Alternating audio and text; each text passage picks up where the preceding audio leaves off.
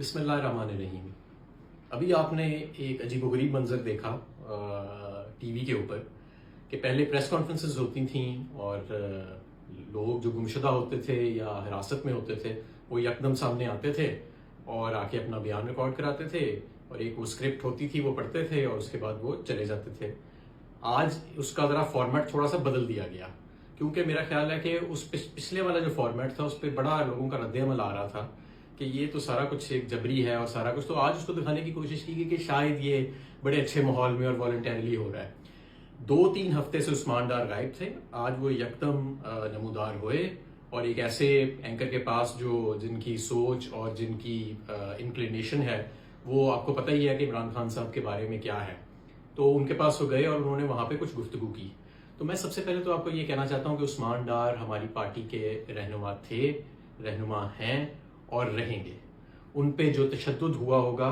وہ کوئی بھی برداشت نہیں کر سکتا۔ کچھ ایسے تشدد کی قسمیں ہیں کہ وہ تو کوئی نہیں برداشت کر سکتا۔ ہمارے ہی پارٹی میں ایک رہنما ہے، ان کے بیٹے کو کرسی سے باندھ کے ان کے بیٹے کی بات کرائی گئی اپنے والد سے کہ انہیں کہو کہ پریس کانفرنس کرے، اور اس وقت اس بیچارے پہ تشدد ہو رہا تھا۔ تو اس طرح کے بھی واقعات ہیں۔ آپ نے عمران ریاض خان کی حالت دیکھی کہ کس حالت میں ان کو لٹایا گیا۔ تو آپ اس لیے یہ بالکل عثمان ڈار جو ہے اس کو جج کرنے کی ضرورت نہیں ہے۔ عثمان ڈار جو ہیں وہ ہماری پارٹی کے لیڈر ہیں اور ان کی بڑی قربانیاں ہیں اور انشاءاللہ تعالیٰ رہیں گی۔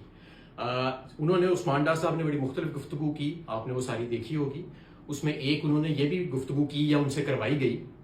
کہ جی پارٹی جو ہے جس میں 2 حصے ہیں، ایک ذرا وہ لوگ ہیں جو ایکسٹریم پہ ہیں اور جیسے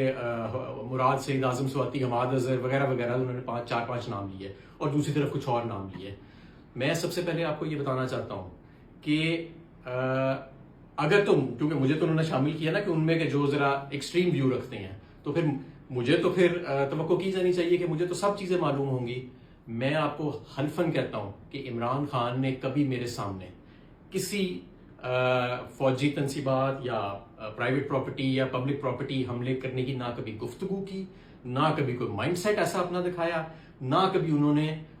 ہمیں یہ بات کی، نہ ہی کبھی میں نے اس کی کسی قسم کی پلاننگ دیکھی۔ یہ بالکل ایک بہت ہی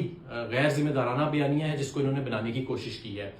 جس نے بھی یہ کہلوایا ہے عثمان ڈار صاحب سے، اور ظاہر ہے کہ یہ سارا کچھ انہوں نے جبری طور پہ ان سے کہلوایا ہے۔ تو سب سے پہلے تو یہ بات بڑی واضح ہونی چاہیے، اور یہ میں اللہ کو حاضر ناظر جان کے حلفاً کہہ رہا ہوں کہ ایسی کبھی گفتگو میرے سامنے نہیں ہوئی، نہ عمران خان صاحب کی، نہ ہی کسی پارٹی کے اور کسی فرد کی، کہ کبھی یہ ایسی چیز جو ہے وہ سامنے آئی ہو۔ تو ایک چیز تو یہ واضح ہو جانی چاہیے۔ دوسری چیز میں آپ کو یہ واضح کرنا چاہتا ہوں کہ ہماری پارٹی کو بھی تقسیم کرنے کے لیے یہ ایک شوشہ جو ہے اس کو سمجھا جانا چاہیے۔ پوری پارٹی یکجا ہے، پوری پارٹی جو ہے وہ ایک نئے پاکستان کے لیے، اور ایک ایسے پاکستان جہاں پہ آئین کی اور ملک کی حکمرانی ہوگی، جہاں پہ آئین کی اور قانون کی حکمرانی ہوگی، اس کے لیے ہم گوش ہیں، اور انشاءاللہ تعالی ہم بہت قریب ہیں اپنی منزل کے۔ صرف اگلا الیکشن ہی نہیں، اگلی کئی دہائیوں تک یہ جو لیڈرشپ کی ایک نئی کھیپ پیدا ہوئی ہے، ہماری خواتین جو جیلوں میں ہیں، ہمارے لوگ جو جبر کا سامنا کر رہے ہیں، گمشدہ جو لوگ ہیں، جو جبری طور پہ جن کو گمشدہ کیا گیا ہے، جو قید میں لوگ ہیں، یہ سب آپ کے مستقبل کی جو ہے وہ انشاءاللہ تعالی لیڈرشپ جو ہے وہ بنے گی۔ اور میں تیسری چیز یہ بھی بتانا چاہتا ہوں کہ یہ جو کہا گیا نا، یہ بھی ایک بڑا غیر ذمہ دارانہ اور عجیب و غریب سا بیانیہ کہ جی ریاست بیانیہ مخالف عمران خان مائنڈ سیٹ بنا رہا تھا یا ان کے کوئی ساتھی بنا رہے تھے۔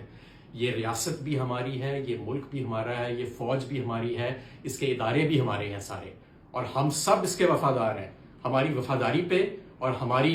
کسی قسم کی ایسی آپ غیر ذمہ دارانہ قسم کی گفتگو نہ کریں یا لوگوں سے کروائیں کہ جی یہ ریاست بیانیہ خلاف بیانیہ بنانے کی کوشش کی جا رہی تھی۔